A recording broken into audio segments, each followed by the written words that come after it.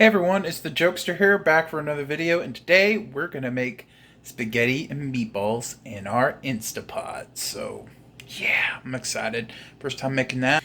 So, we got our Instantpot hot and ready, and put a little bit of this in there, hamburger meat. I may have let my hamburger meat in the fridge a little long, but I'm still gonna cook it. Should be fine. But, yep, we're gonna hop right into it. So, here we go. We got our meat in there. We're going to just separate it, saute it, and just do that probably for 5 minutes, however long it takes for it to cook. So I'm going to keep doing this, and I'll get back to y'all in a bit. I like to add a little garlic and things to, and salt and pepper into my meat when I cook it. I think it gives it more of a flavor, honestly. So we're going to just do that and keep stirring it. It's looking good. This Instant Pot is just so amazing, y'all. Just so amazing. I do want y'all to be aware of something. Make sure you use a long stirring utensil. The wood ones preferred so you don't scratch the pot. So it's long enough that you don't touch this pot. Because when you saute, it's really hot. And if you see there, the last time I made something, I slightly touched it, just barely touched it, and it left that burn on me. And I did that twice so far to the same arm. So be really careful when you're sauteing and cooking in this pot, because damn, it's hot. Another great thing about the Instapot in the, especially the saute option, is a lot of people say, oh, you have to drain it. Well, if you cook your meat long enough, it will vaporize all that extra fat and grease and steam. So, you really don't have to. You just got to stir it and maybe add a little water to it to make sure it doesn't burn. And the Instant Pot will let you know if your meat and stuff is burning.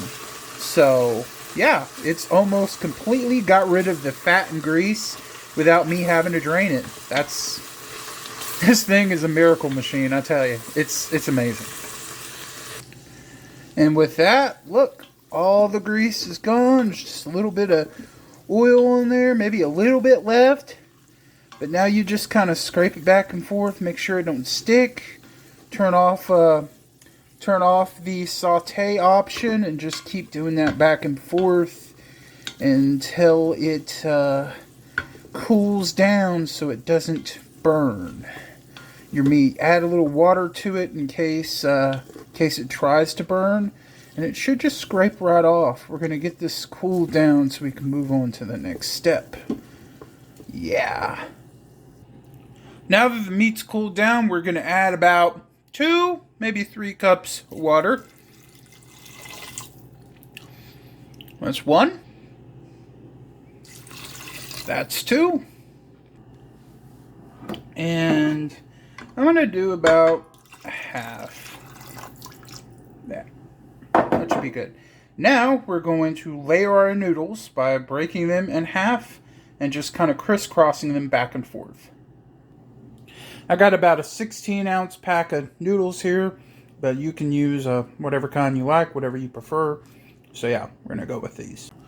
So if you see how I'm doing it, you just kind of crisscross it back and forth, and it should evenly cook it. Now we're going to add our sauce. I'm going to use some Ragu Old World style sauce, 24 ounces. This may be enough sauce, but we are going to add some extra stuff to it, so we may have to do another layer of sauce. We'll see. And you just kind of pour it wherever, all over. Get as much of it out as you can. Now we're going to add some extra little touches to it. One of the things I'm going to add is not just meat sauce, but meatballs. You can use any brand that you want. We're going to make this extra meaty. Now, I don't see any other recipes on YouTube that is doing multiple meats. Don't really know how this is going to turn out, but I'm going to give it a chance, and, you know, I'm going to eat it anyway. So here we go. So with the meatballs, it's nothing special. You just throw them in there, frozen, whatever brand you like. Just have fun with it. You know, throw them in there. Make a happy face. Who knows? Spell out help me, because I'm probably horrible at cooking and I need some help. So you're watching this amateur do it. And I don't know what I'm doing, but I'm just having fun. Learning to cook is actually kind of not just entertaining, but it's kind of therapeutic. It's kind of therapeutic. So yeah, you may have to add more sauce or not. I don't really know yet.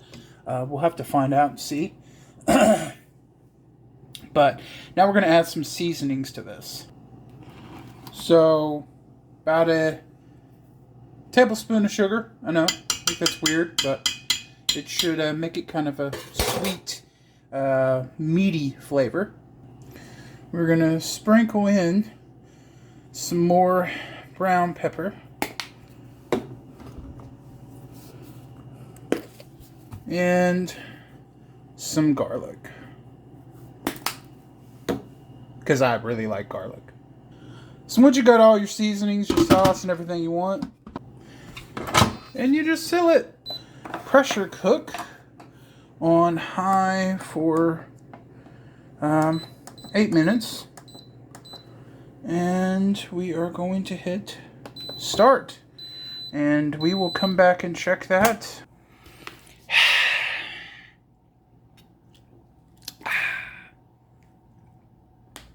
What? I'm waiting for the spaghetti to get done. Gosh, it takes some while, people. I mean, I know I could have just cut this part out, but I thought it'd be funny, so. So now it's done. We're just going to hit that release button and hope this turned out good. And the release is done. So now, let's see how we did. Ooh, wow. Look at that. Bubbly spaghetti. Now I'm just going to stir it around a little bit. Make sure none of it is sticking to anything. Especially at the bottom. And just kind of do that. But it looks pretty good. We're going to try a little bit of it just to see. So let's see how this tastes. It turned out pretty good. The noodles need to probably be cooked just a little bit longer, but it's pretty good. I'm going to do one other thing to make this pretty freaking awesome. So here's the next step that I'm adding to my recipe. Pepperonis, shredded cheese. We're going to air bake this. 3 meat, pasta, spaghetti, whatever you want to call it. It should be pretty awesome. So, first thing you're going to do is you're going to just sprinkle a base of shredded cheese all around here. Make sure you cover all the pasta. And with the power of videoing knitting, that's done. Now we're going to just layer the pepperonis all on top. If you're wondering what that white powdery stuff is, I went ahead and decided to put a little Parmesan on top of my cheese. And once you got that done and layered, you go ahead and put on your air fryer lid. Then we're going to go ahead and hit air fry. And we're going to do, because we don't need to do it at that temperature, 350 for 4 minutes. Let's try that. Make sure it's nice and on, and that should crisp up the cheese and the pepperonis and give it a nice cooked layer. 5 seconds to go. Let's see. Now it's going to cool down. Stop spinning. Make sure you put it on your cooling plate. Okay, it's done. Wow. Looks like some of the pepperonis got blown around, but wow. Look at that. Wow. That looks so good. Look at that. Now we can just stir it all around. Now let's try it with a pepperoni and see how it's turned out.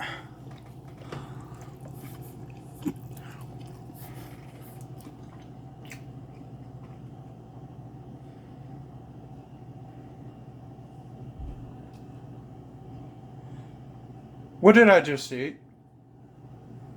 Oh my freaking gosh, this is good.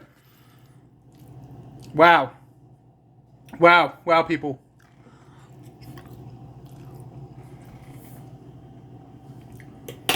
That is really good. So yeah, we successfully made our first batch of Instantpot Spaghetti. Maybe we did a little bit too much meat, you know, but just having fun, using ingredients, is cooking, seeing what I can make, what I can try, and it's really awesome. So let's have one look at that spaghetti. That looks great.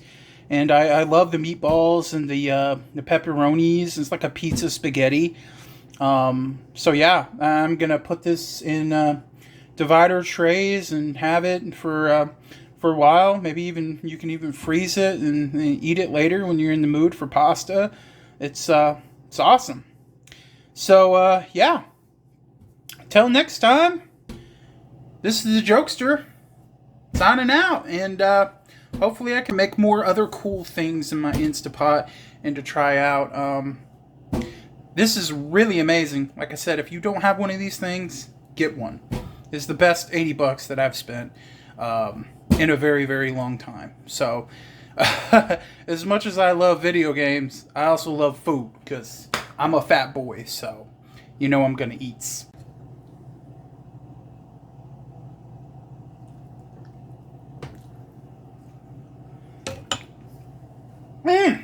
So good. I'm the jokester, Mr. J.